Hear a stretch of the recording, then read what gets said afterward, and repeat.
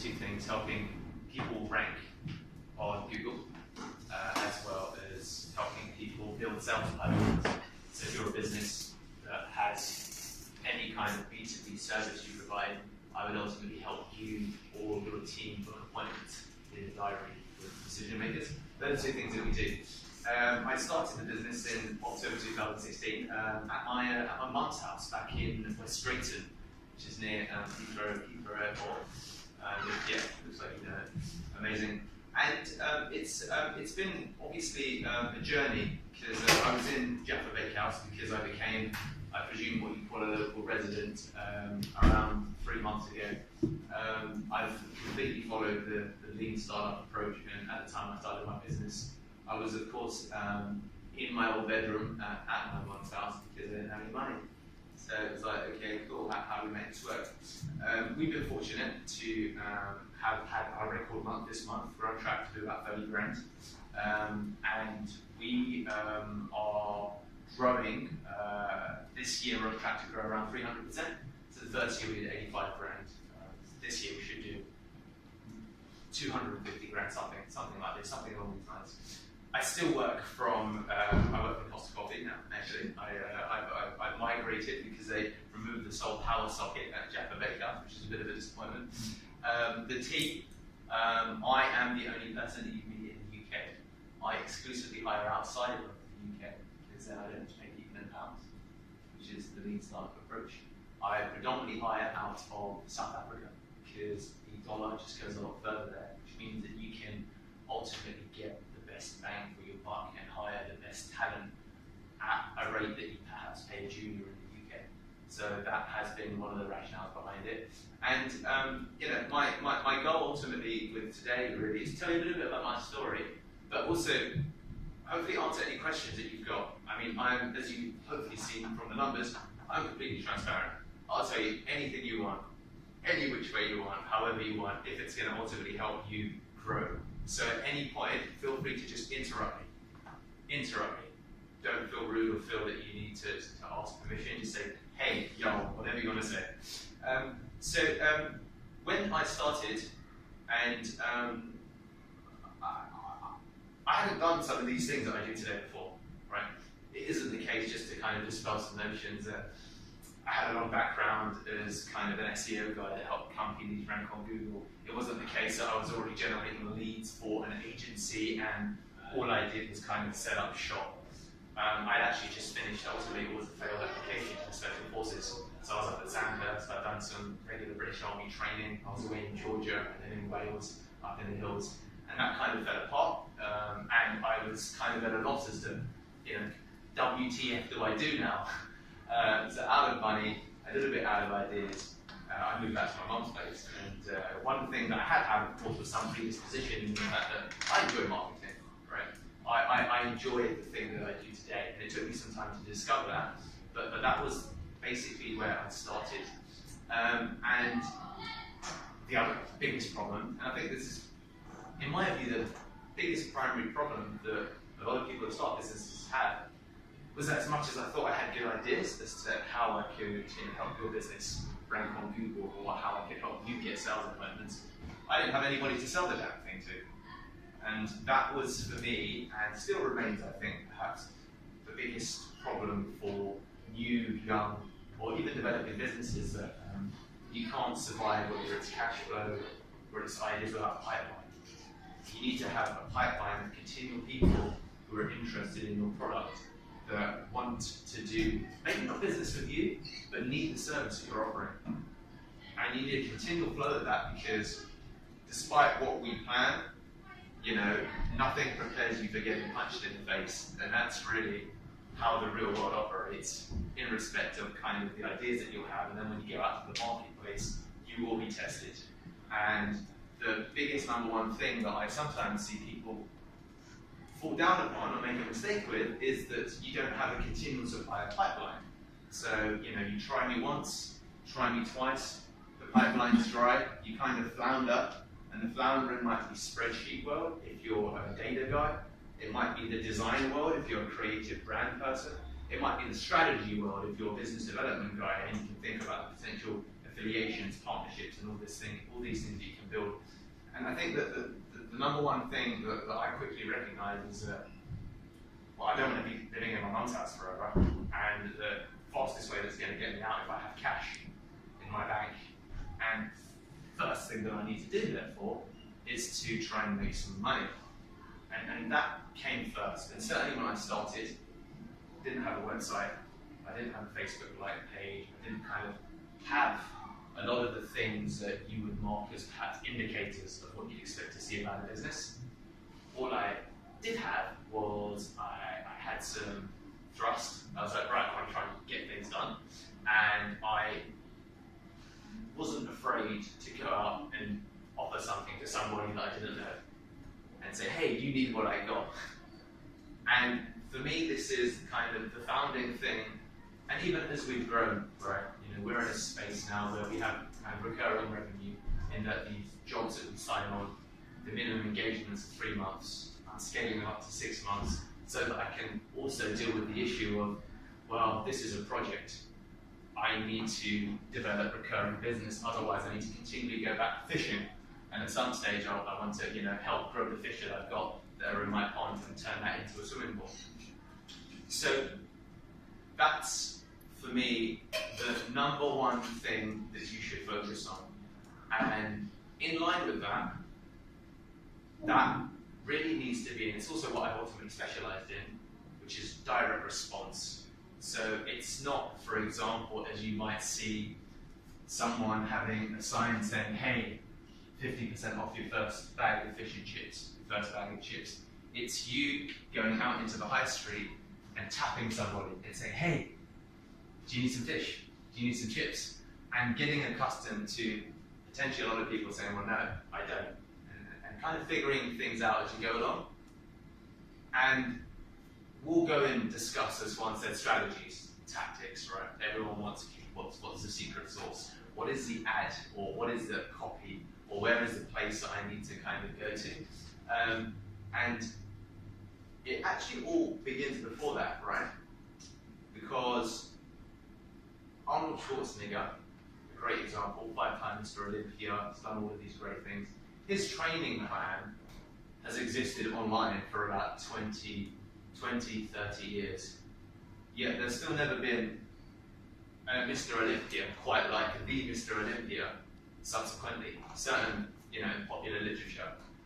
And the reason that is important, because as much as we're going to talk about strategy and we're going to talk about tactics, because I want you to walk away with some real takeaways, there is no one size fits all. There is no one roadmap that's going to work for you, that's going to work for me. My particular nuances with the way that I present myself to maybe the fact that I've got tattoos and I've got a beard and you haven't got a beard, and your skill set and your learning and your background and your market and the market, all of these things, there's infinite variables, right? But there's one thing that you definitely can do, that you can build, that will kind of help you sail through all of that, and that's mindset, right?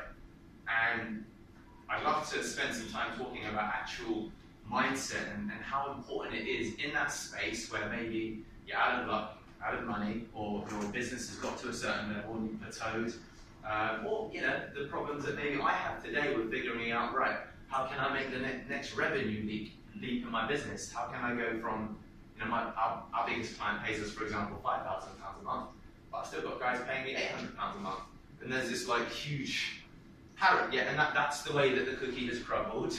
The services perhaps aren't that different, and there's all these questions that I have. So I'm still in the process of working it out. I think that's one of the things that's also, everybody's always working it out. Everybody is always working out as they go along, and that's okay. As long as you have thrust and you're continually engaging in that process of going out to the marketplace, trying to find people to kind of pitch your product to. Because volume-based testing of your mindset is the biggest thing that you can really, really kind of embark upon. It's something that I learned during my application to kind of the special forces, that continual re-exposure to high pressure, high adrenaline situations is the fastest and most effective, albeit painful way, to increase your minimum operational tempo. Meaning, practically, that you need to go out and seek some level of failure and rejection until you become immune to it. Because then you're going to be able to occupy a space that most others can't. It's a big reason why some of the most successful businesses in the United States have been founded by former Jehovah's Witnesses, Baptists, people in kind of religious organizations, because they come from a background of being preachers and going door to door and selling religion to people who, as you can imagine, have just shut their doors in their faces like 100 times. There's kind of a wave of entrepreneur in the States becoming very successful because of this mental hardiness that they built.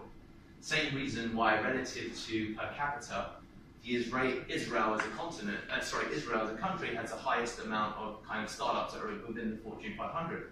Again, because they're a country that's been, at war and war torn for so many years. There's a mental hardiness and a robustness that they have in respect of their approach that it really does encapsulate the kind of motto that you've probably heard of: by any means necessary. By any means necessary, you'll find a way to get it done. And that's the biggest thing and the biggest quality that I've noticed from the people that I seek mentorship from. I've got people that, I've got Sonny, this American French guy living in Paris, seemingly having a laugh. He's making, he started his agency 7 months after me, and the guy's making like $150,000 a month. And I'm like, dude, how do I do what you do, right?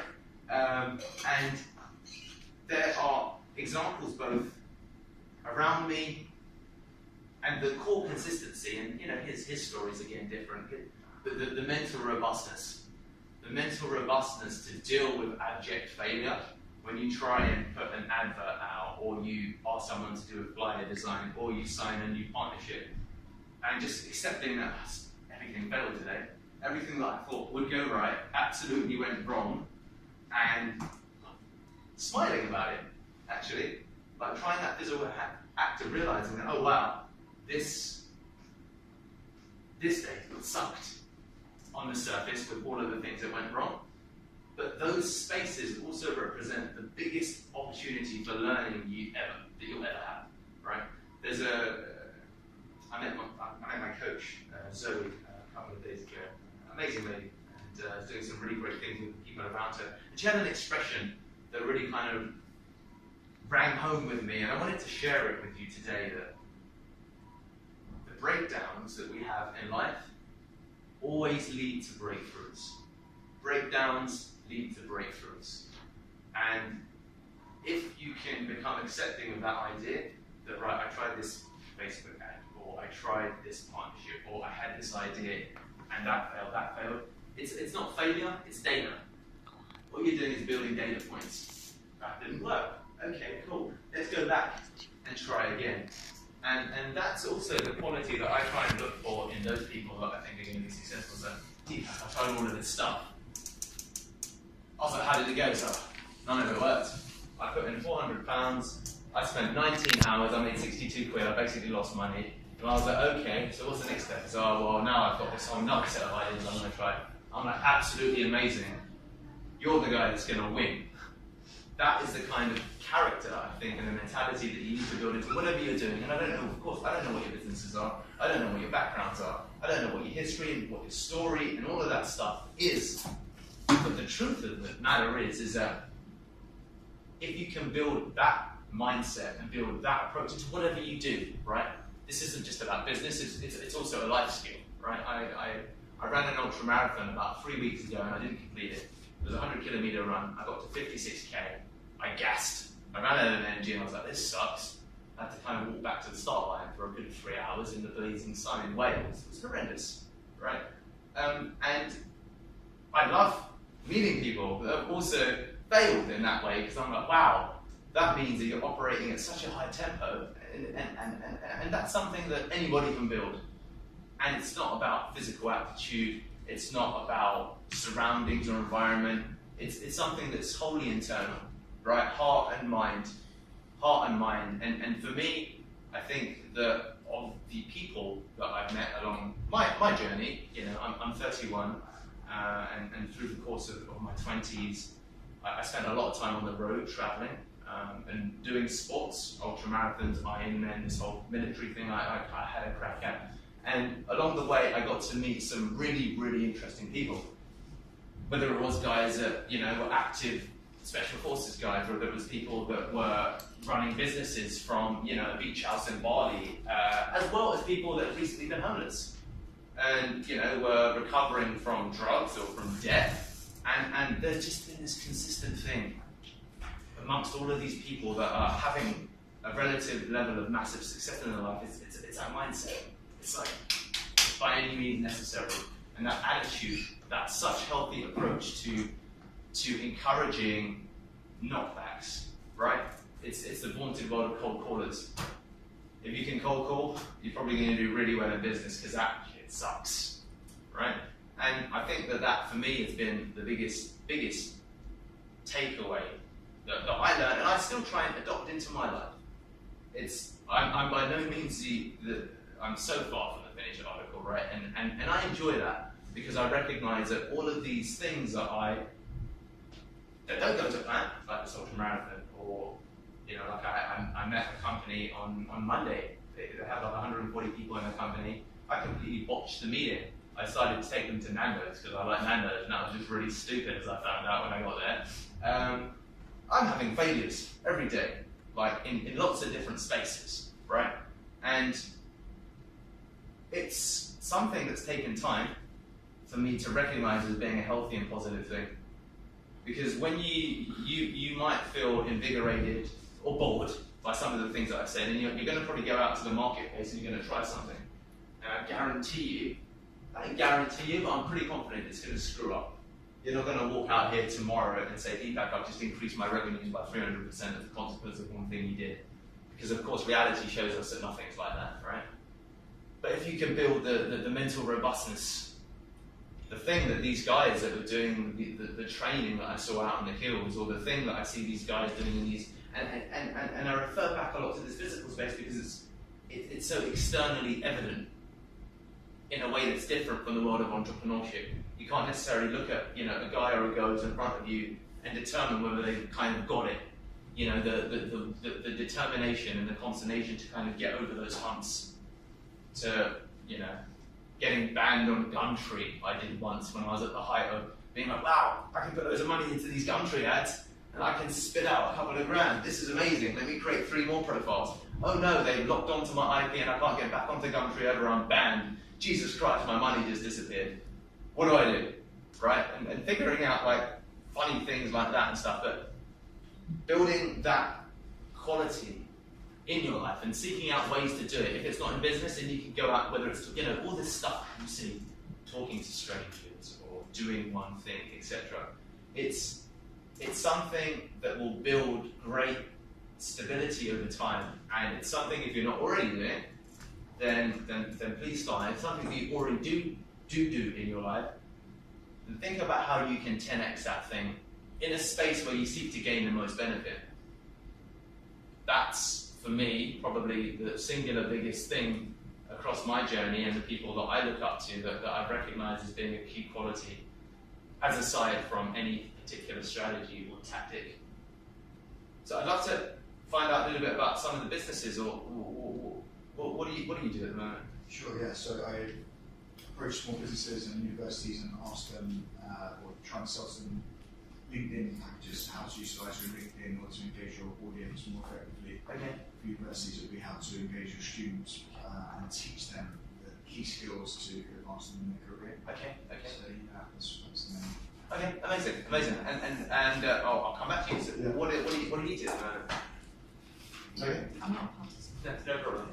Well, I do basically what I'm doing actually, so I'm very Cool. interested. Good. I'm very interested at basically I'm into SEO and affiliate marketing of high tickets.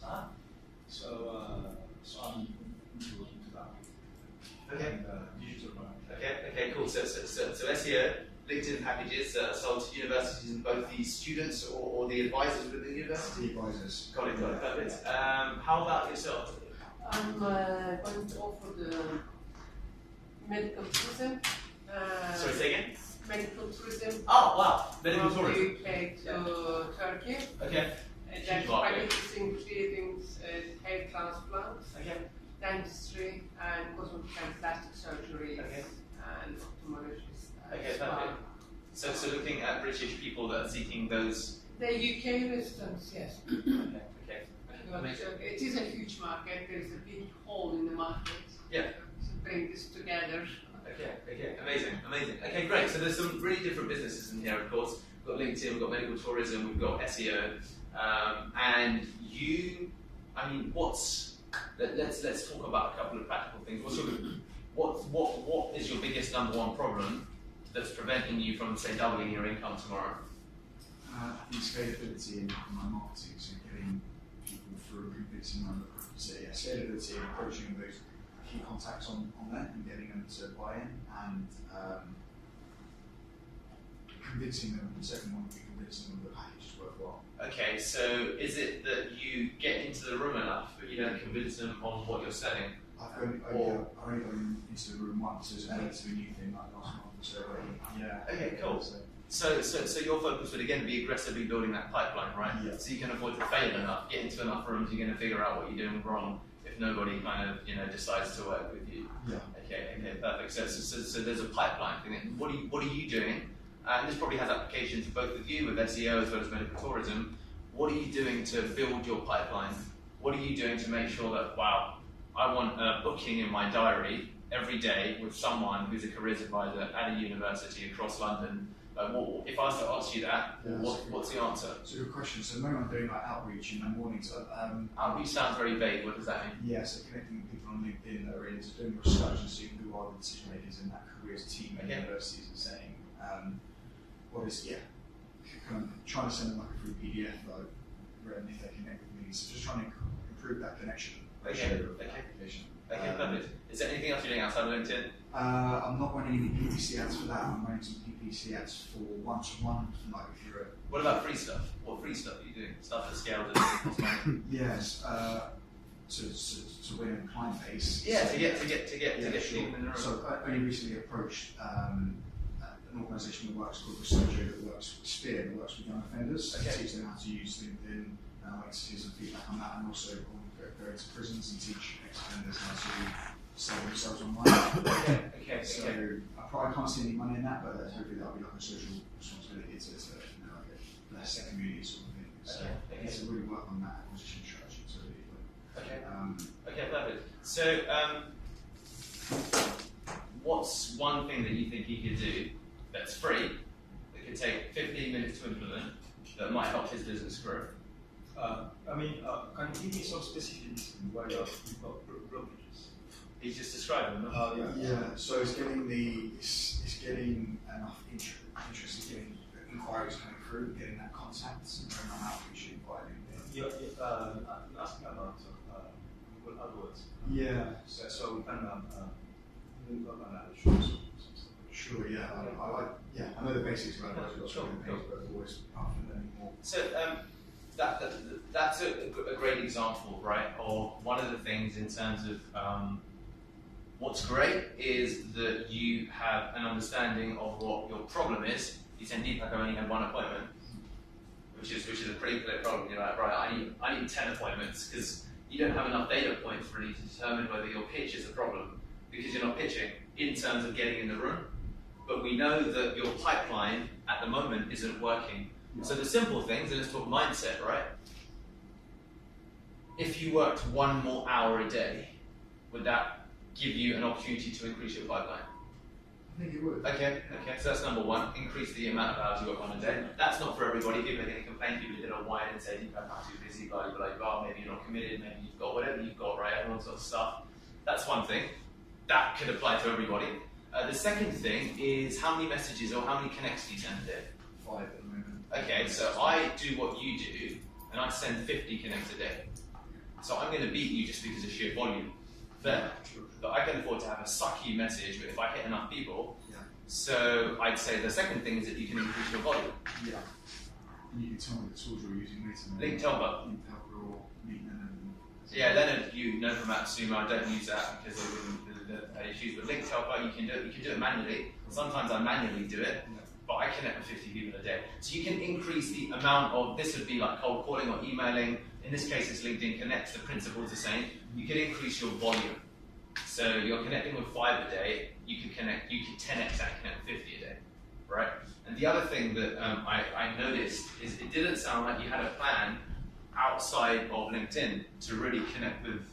There wasn't anything structured anyway. You said, I'm trying AdWords, but I'm not really doing it per se. Yeah. So the other thing that's probably lacking is that you've got no diversification. If LinkedIn suddenly bans you, which it probably won't, but if LinkedIn then doesn't work, or it needs 3 months to work, that's not going to double your income tomorrow, is it? No. So you need to pick another platform that can scale, that's free and that's cheap. What else could you use? As a marketing tool, yeah. What about connecting on? What about Facebook groups?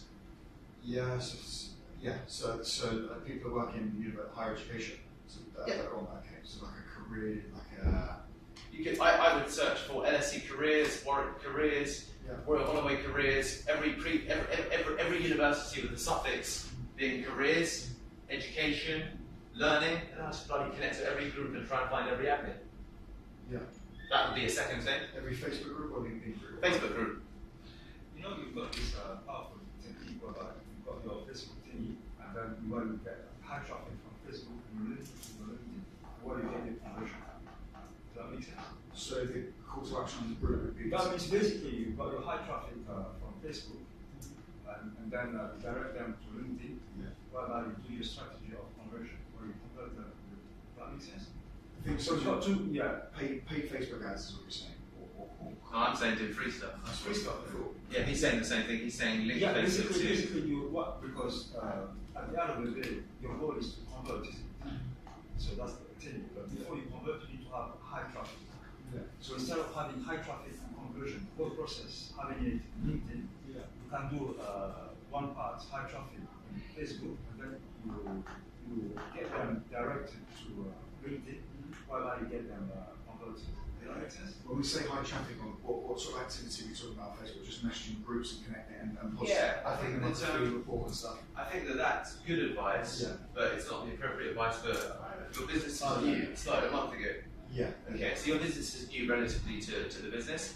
We would focus, that's great advice, but that's advice probably that's more appropriate for a business that's a bit more mature. Yeah. I'm assuming you need sales tomorrow, quote unquote.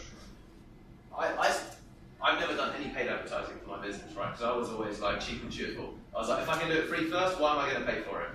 So I, for example, join groups that have, in your case, I would join groups that have university careers advisors or university staff. And I would I would go into the group, and then I'd go to the members, and I would create a copy paste and say, hey, I noticed that we're in the same group, I just thought I'd connect. I connect with founders every day on Facebook, 10 people a day. 10 people a day, and then I just write an update or two, and I win business from Facebook because people generally accept a request despite what people might tell you, and that is very effective. So you could try Facebook, you could join the relevant groups, and then you could look at the members within it and focus on groups that are not student-led groups. You want university staff-led groups. So the way that this relates to all of your businesses, without knowing what your businesses do, is that there's 3 things from both a mindset and a practical perspective, right? Work harder.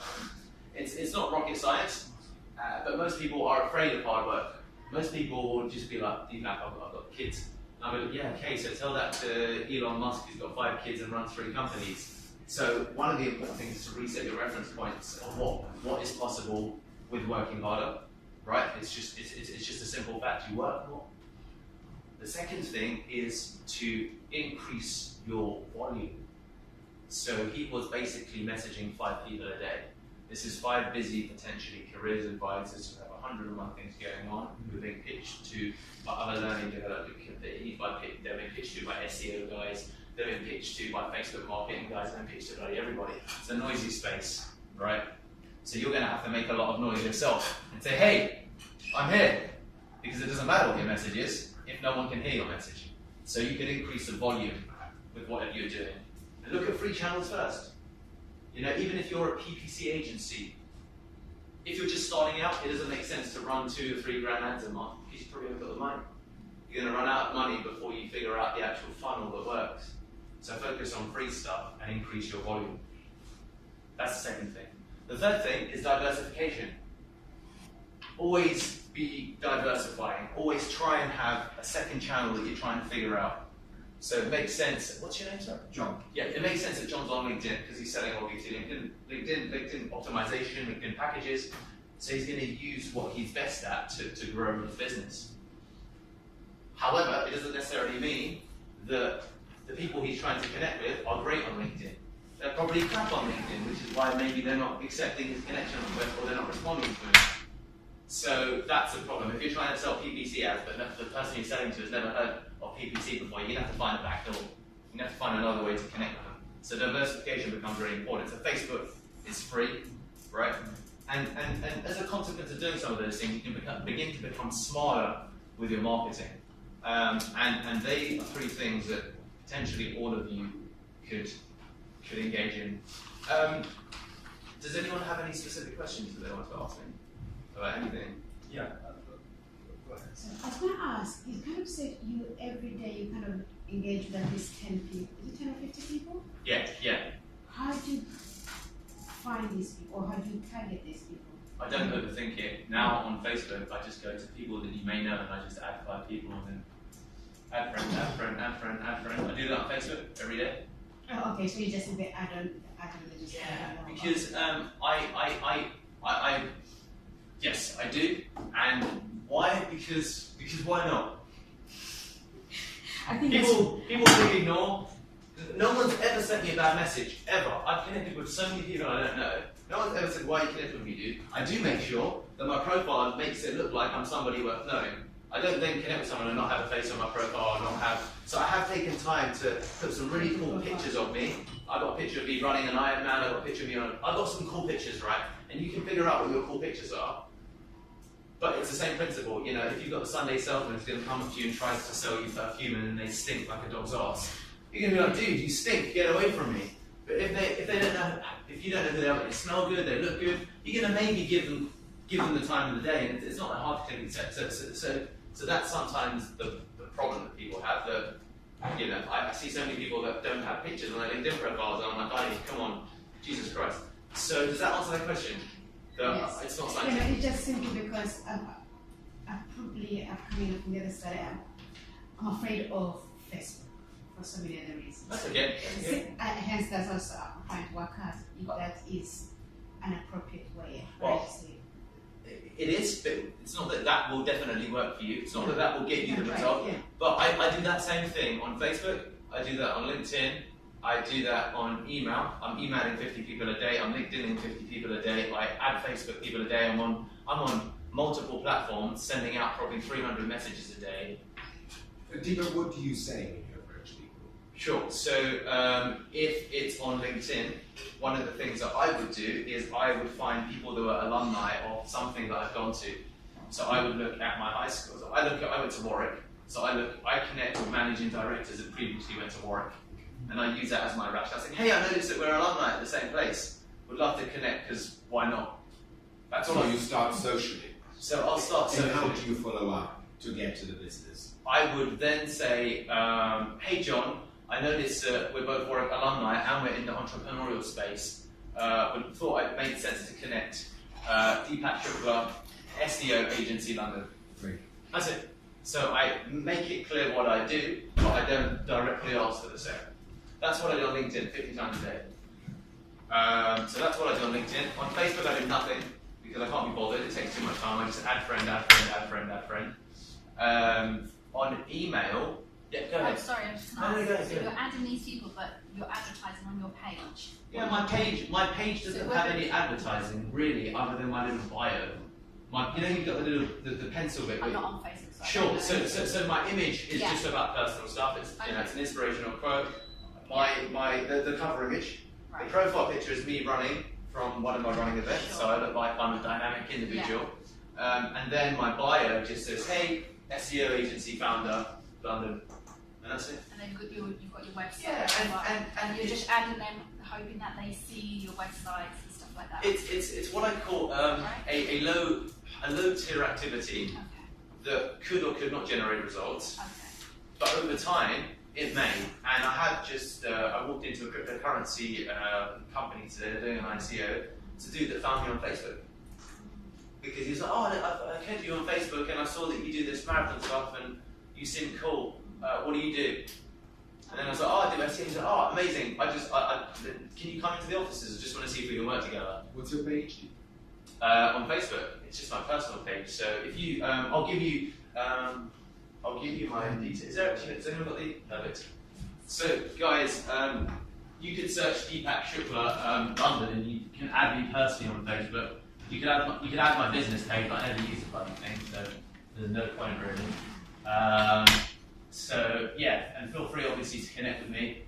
You should be able to find me using that prefix on Facebook, or you can just use that on Google and I'll come up, and then the company would be like a pearl you wear around your neck, but pearl lemon.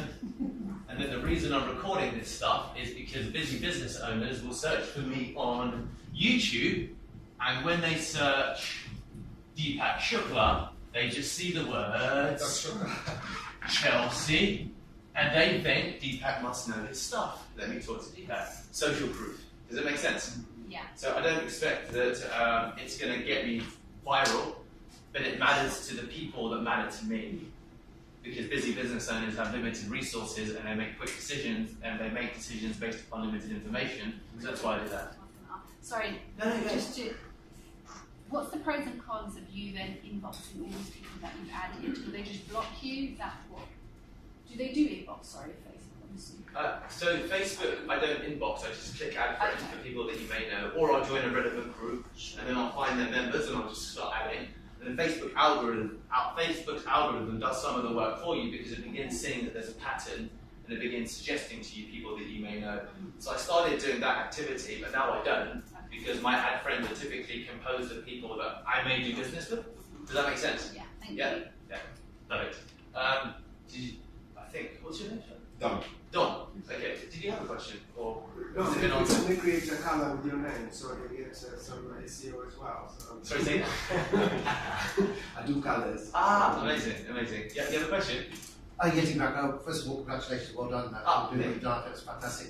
I think a question I have is about scaling up. Now, I think I'm assuming you work generally as an individual. Am I wrong? Or? So I present myself as an individual, Okay. but I have 6 people that work full time Oh, fantastic. because people like to do business with individuals rather than corporates per se.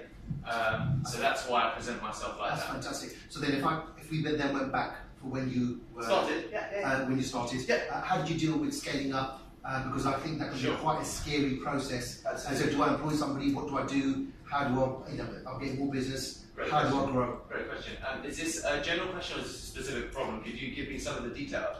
Oh, this doesn't necessarily apply to me Okay. I'll answer the at question. the moment. However, Yeah. I will be. I'm also on site working on a separate project Yeah. that potentially has quite a lot of growth in it. Absolutely. But I just want to kind of just No, get that into my head.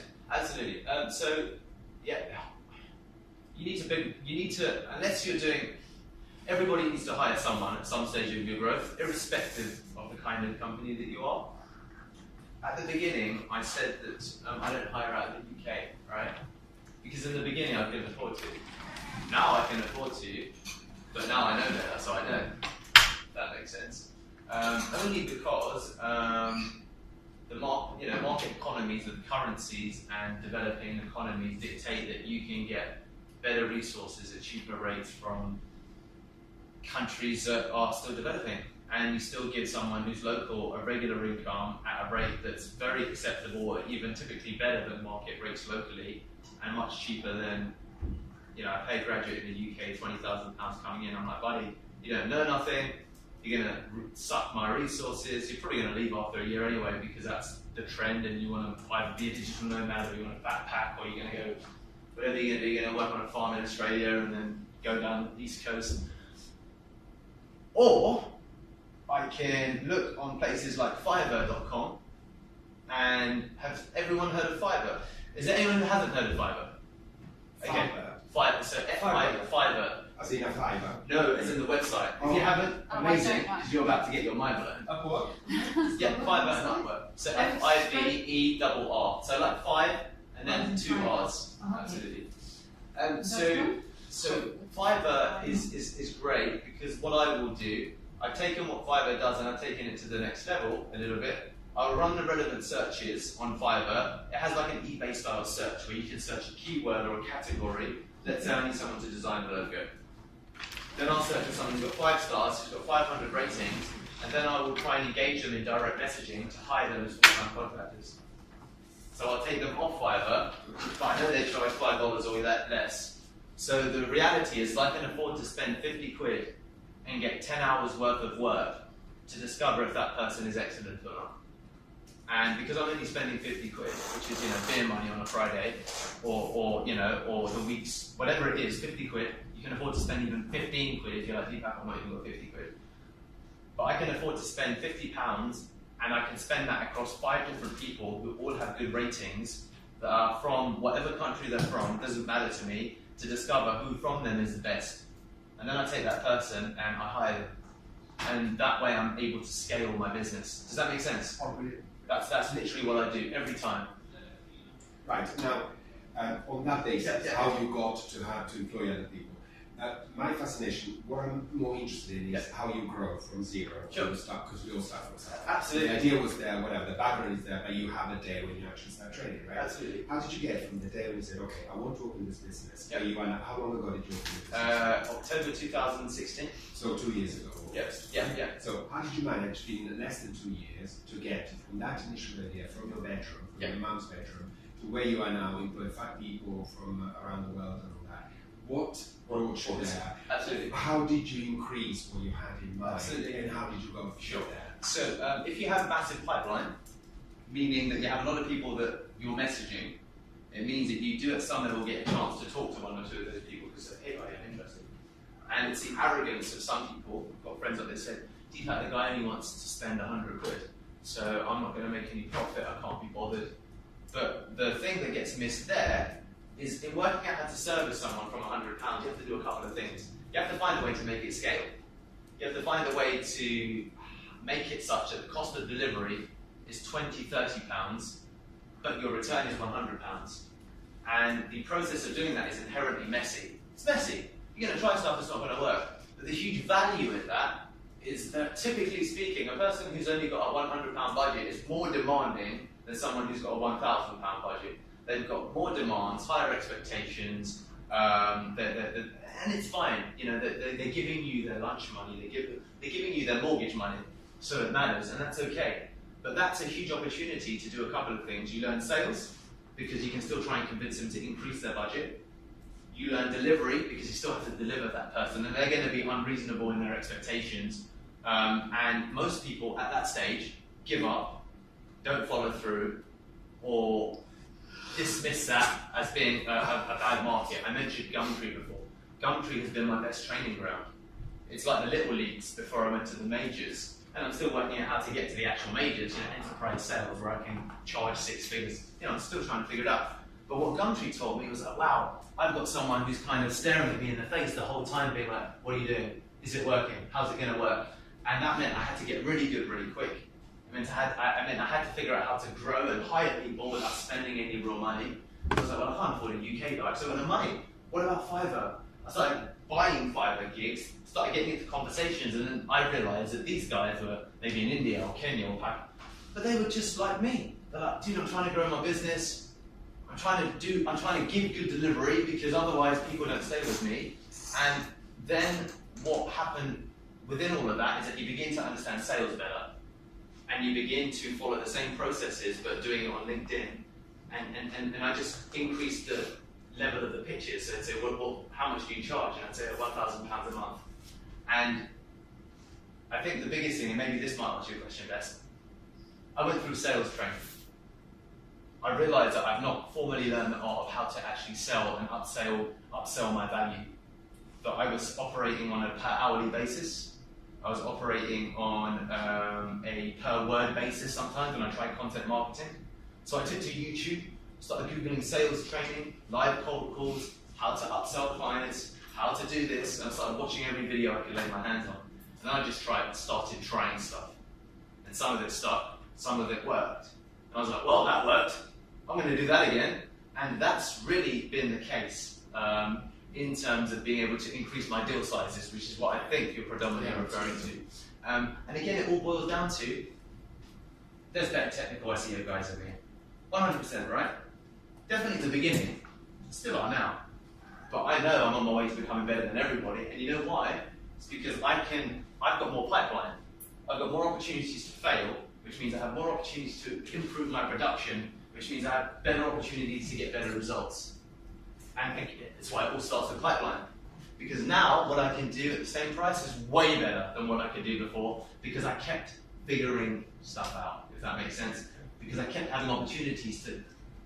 The deal I had the other day that blew up, it's fine, because I knew I had 3 more meetings in the diary. Next week I'll still have 5 more meetings. And the volume that I get compared to perhaps other people in my industry has allowed me to become better faster, because of course, you spend £5,000 a month with me, I will very quickly learn that I can't afford to give you nothing but excellent results, because the market will correct me otherwise and say, Deepak, you screwed me. I want my money back. I'm going to give you a bad review on Google. I've got a few more minutes before I need to go. Any other questions? Yeah, absolutely. What are the challenges of SEOs? Biggest challenges that you meet? From a technical perspective, or just in general? In general and technical. Okay, sure. So technically, I think the biggest thing I had to do, and it relates maybe to sales, but I had to let go of not understanding every part of the process, because that inhibited my growth. I recognized that I needed to get people around me that were better at SEO than me in order to grow my company. I had to get people that knew SEO better than I did, and could spend time on the forums, on the blog posts. So that was a challenge, letting go of the process. The typical entrepreneur's dilemma: are you a technician or are you an entrepreneur? So the first thing that I did after I made my first couple of sales was I understood enough that I knew enough about how to hire for the technical expertise. And then there became the human problems. This guy's great, but he never answers his damn phone. This guy's great, but his auntie in Bangalore is ill and he doesn't have electricity as well for 4 hours a day, so I can't build upon him. Other issues come into play. But then most people give up because they assume that, it's Fiverr, it's affiliates. No, dude, there's like 100,000 people in Kenya that are amazing, in South Africa that are amazing, and everywhere they're amazing. You just need to find your guy. Just find your guy or find your agency and build based around that. And it took me time, so that's been a big problem, a challenge. And then the other challenge was that SEO is inherently boring when you try and sell it. A lot of people don't understand it, but I quickly discovered the less I talked about SEO with the people I was selling SEO to, the more successful I became. They like analogies. They're like, dude, can we rank on Google page 1 for short-term loans? I'm like, buddy, you're talking about the marathon. Let's focus on the 10K. I want to make you the best 10K runner out there. That's the secret of saying a good sell, isn't it? You talk everything about from the product. Exactly. And what are the future trends that you see, like the things that are on an up and others that are on down, basically?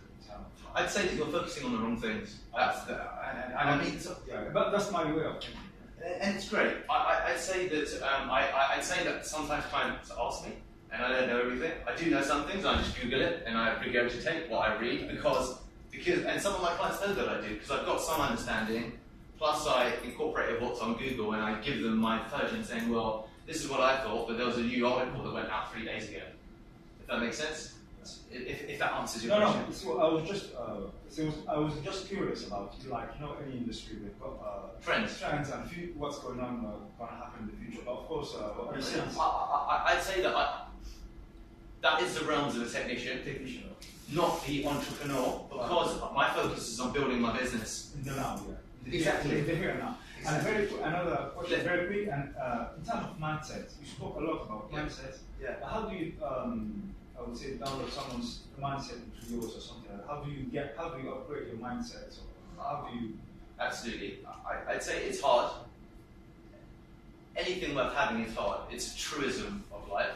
I'd say how that. do you do that? How do you, what are She has a demanding girlfriend. That's the truth. Yeah, that's true. A demanding Italian girlfriend who wants a lot of things in her life, and a man that loves her. So I'd say that it does take time, and that you're not going to go out and run a marathon tomorrow. but focus on the first 1 kilometer. So I'd say it starts slowly. As long as you're consistent in your approach to trying things, and comparisons are always evil. Avoid comparisons. The only person you should ever compare yourself with is where you were 3 months ago. Anytime I compared myself to a bigger, better funded agency, I've ended up feeling depressed and crap. So I'm like, how was I performing 3 months ago? How much money was I making? How many clients did I have? How fast did I complete my 10K run? Where am I now? And that graph needs to continually trend up. And then you'll just win. Because most people get complacent, most people get lazy, most people give up, and on a Saturday morning are hungover and maybe they say they've done some work, but they log into their laptop. I work on a Saturday because I love it. So does that help? Yeah. Let me answer any other questions if there's any more. 2 more questions? Let's go. You said very, very quickly, right at the beginning, to do a kind of this mental maximum operation, or like Breakdown just going, really pushing through your barrier and doing lots till you completely, like you gave the example of entrepreneurs in the US. Okay. So we started that. So I'd like to do a bit more research on that, or just do that. Can someone help her? Because I don't remember exactly what the What's phrase that, is. sorry? I can't remember this phrase. It was basically it's about you kind of going through so many processes that you completely eradicate any of your sort of whatever blockages. Okay. Yeah. It sounds a little bit like sales training. I know they do that. Yeah. But I think you gave a very specific. It Um, was I think before it's you were talking fear about. of failing. Yeah. Doing a lot and fail. Becoming It's immune a- to failure. Yes. Yeah. You use it Yeah. specific. Okay, I don't remember the phrase unfortunately. I'm sorry, but let's see if I can try and remember it before I walk out the room. You had a final question. Yeah, the sales funnel you've got on your website, and do you implement that on your client sites as well? Because you're talking about lead generation things. Oh, you mean the Let's Book and then it goes to my calendar link? Yeah. But, Um, and just generally, like, how will you acquire? You're saying to people, I help you with your lead generation, right? yeah, of course. And how is that? So you're using CRM software to do that? Yeah, it's a technical question. I'd say that I still don't have a CRM, right? I have a CRM, but I'm a horrendous business owner from that perspective because I don't follow up. But that's okay. Let me go back a step.